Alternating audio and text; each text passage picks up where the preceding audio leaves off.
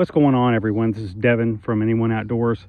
What you can see here for my short time playing around in the woods are a bunch of sticks, about inch and a half, inch and 3/4 in diameter. Two of these are cut to a certain length, and I have one that's much longer that's also cut to a certain length.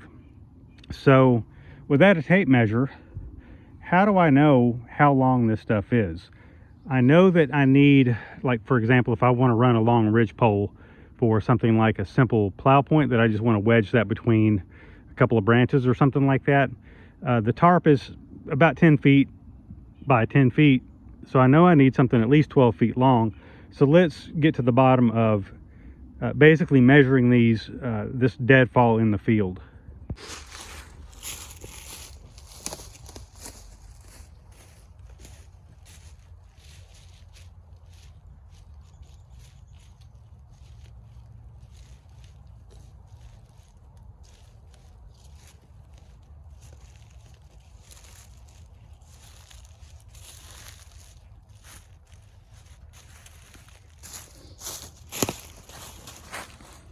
All right, so this piece right here, if I can get it in frame, came out to about 13 feet long.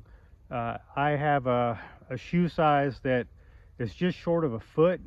So I know that if I count out at least 12 or 13 steps, it's going to be a little more than long enough for something like a ridge pole, for example. Let's take another look.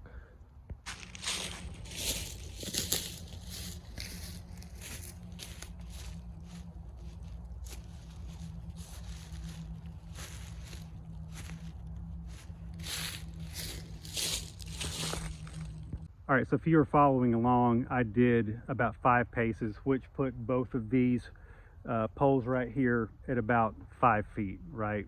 And I went ahead and just did a quick shear lash and just temporarily put my 12-footer there just to stabilize it. So I could go with a setup like this as some kind of an understructure, or again, I could ignore the bipod and just anchor this big one in the crook of a tree or something like that, about 8 feet off the ground, which would give me a nice plow point for a 10 by 10 shelter.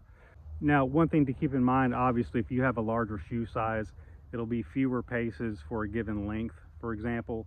So if you're like a size 11 or 12 and you're using 10 feet as a measurement, you might only have 8.5, 9 paces for a 10-foot measurement.